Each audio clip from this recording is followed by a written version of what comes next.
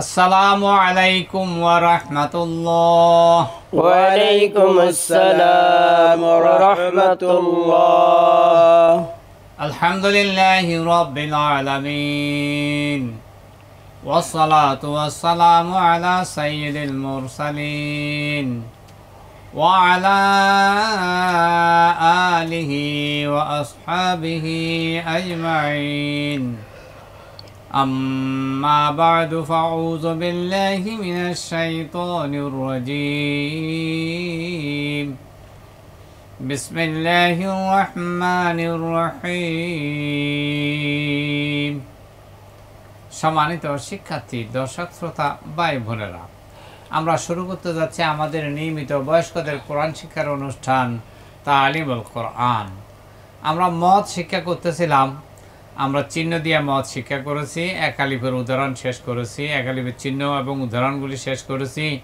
গতকাল পর্যন্ত আমরা তিন আলিফের উদাহরণগুলো, চিহ্ন এবং উদাহরণগুলি শেষ করছি।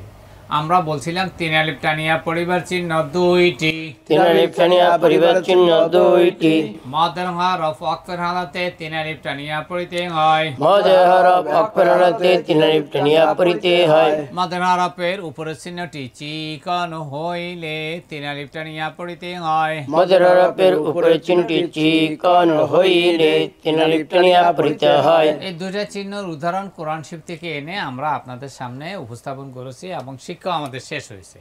আজকে আমরা শুরু করব চার আলিফ টানিয়া পরিবার চিহ্ন। বলেন আমার সাথে, চার আলিফ টানিয়া পরিবার চিহ্ন একটি, চার আলিফ টানিয়া পরিবার চিহ্ন একটি, মদের হরফের উপরের চিহ্নটি মোটা হইলে চার আলিফ টানিয়া পড়িতে হয়, মদের হরফের উপরে চিহ্নটি মোটা হইলে চার আলিফ টানিয়া পড়িতে হয়। আমরা পূর্বে বলছিলাম এই তলার মতো এই চিহ্নটির নাম রাখছি আমরা মোটা চিহ্ন, আর বাঁকা চিহ্ন যেটা পিছনে আমরা পড়াইছিলাম সেই বাঁকা চিহ্নটির নাম রাখছিলাম চিকন চিহ্ন। কি চিহ্ন? চিকন চিহ্ন। চিকন চিহ্ন আর মোটা চিহ্ন। বলেন আমার সাথে, মদের হরফের উপরের চিহ্নটি মোটা হইলে কয় আলিফ টানিয়া পড়িতে হয়, মদের হরফের উপরে চিহ্নটি মোটা হইলে চার আলিফ টানিয়া পড়িতে হয়। আমি এখন চার আলিফের উদাহরণ কোরআন শরীফে লিখতেছি। আমার লেখার পর আপনারা সুন্দর করে নাম বলেন। জিম আলিফ জিম আলিফ হামজা উপরের চিহ্নটি মোটা, হ্যাঁ সামনে সামনে বলেন। শিন আলিফ হামজা উপরে চিহ্নটি মোটা, সিন ওয়াও হামজা উপরে চিহ্নটি মোটা, জিম ইয়া ইয়া হামজা, জিম ইয়া হামজা সামনে,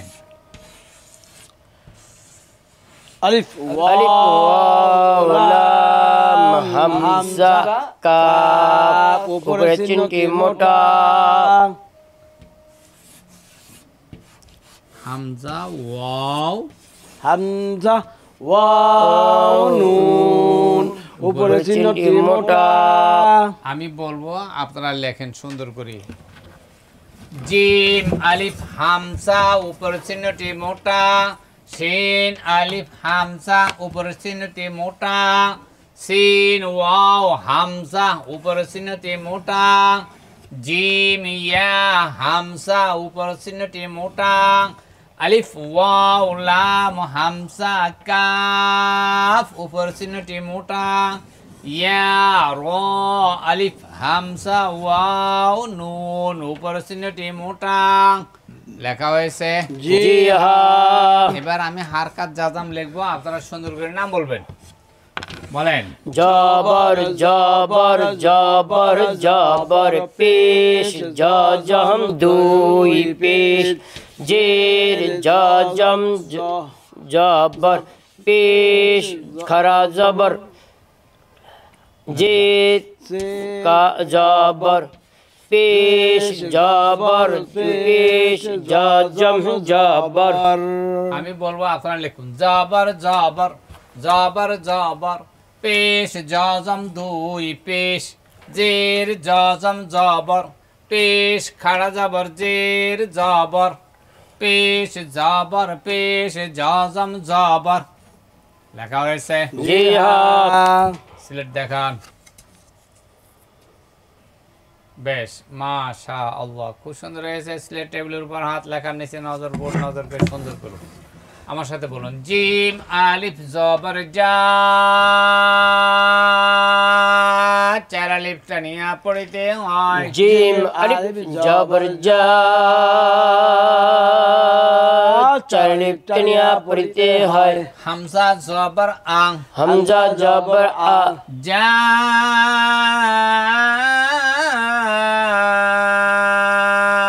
আং, জা আ, যা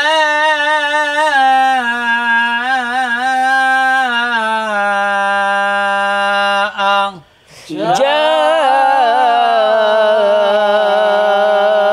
আ। আমরা বলছিলাম মদর হরফের উপর চিহ্ন কি হইলে মোটা হইলে কয়টা টানতে হবে? চার আলিফ টানিয়া পড়িতে হয়। এখানে মদর হরফ কোনটা? জবর বাম পাশে খালি আলিফ, আর উপর চিহ্ন মোটা। হাতাইলে বলতে পারবেন? জি হ্যাঁ। বলেন একসাথে, জিম আলিফ জবর জা, চার আলিফ টানিয়া পড়িতে হয়। হামজা জবর আ, জা আ, আরেকবার, জা আ। শিন আলিফ জবর শা, চার আলিফ টানিয়া পড়িতে হয়। শিন আলিফ জবর শা, চার আলিফ টানিয়া পড়িতে হয়। হামজা জবর আং, হামজা জবর আ, শা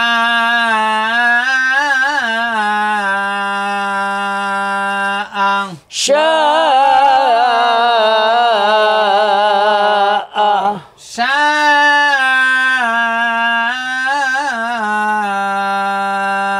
আং, শা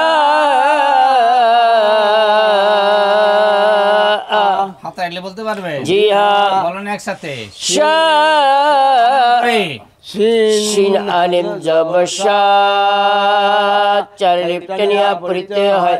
হামজা জবর আ, শা আ, শা আ। সামনে সিন ওয়াও পেশে সু, চার আলিফ টানিয়া পড়িতে হয়। সিন ওয়াও পেশ সু, চার আলিফ টানিয়া পড়িতে হয়। হামজা দুই পেশ উন, হামজা দুই পেশ উন, সু উন, সু উন, সু উন। সু উন। আমরা বলছিলাম মদর হরফের উপচিহ্ন মোটা হইলে এখানে মদর হরফ কোনটা? পেশে বাম পাশে যজমাল ওয়াও, ওয়াও উপর চিহ্ন মোটা। চার আলিফ টানতে হবে। আমি হাতাইলে বলতে পারবে? জি হ্যাঁ। একসাথে বানান করি, সিন ওয়াও পেশ সু, চার আলিফ টানিয়া পড়িতে হয়। হামজা দুই পেশ উন, সু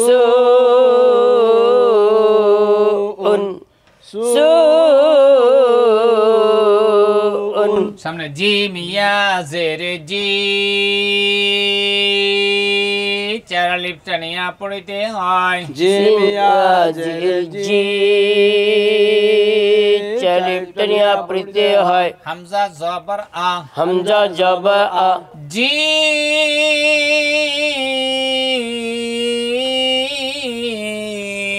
আ, জি আ। এখানে মদর হরফ কোনটা?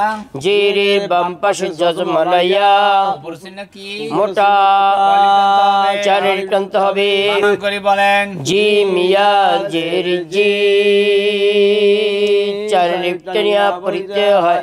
হামজা জবর আ, জি আ, জি আ। সামনে হামজা পেশ উ, হামজা পেশ উ, লাম খাড়া জবর লা, চার আলিফ টানিয়া পড়িতে হয়। লাম খারা জবর লা, চার আলিফ টানিয়া পড়িতে হয়। উলে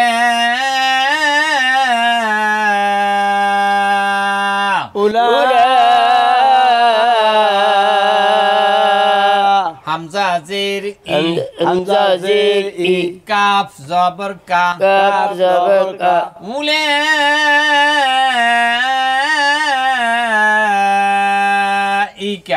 উলাইকা উলাইকা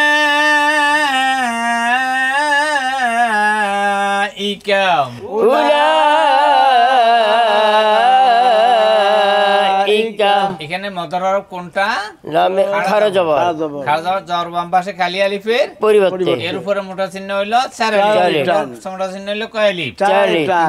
এই ওয়াওটা পড়া যাবে না ওয়াটা জায়দা ওয়াও জায়দা জায়দা। অতিরিক্ত হরফ পড়া লেখা থাকবে পড়া যাবে না যাবে না মনে থাকবে তো জি হ্যাঁ হ্যাঁ সামনে ইয়া পেশ ইউ ইয়া পেশ ইউ র আলিফ জবর র চার আলিফ টানিয়া পড়িতে হয় র আলিফ জবর র চালে টানিয়া পড়িতে হয় ইউ র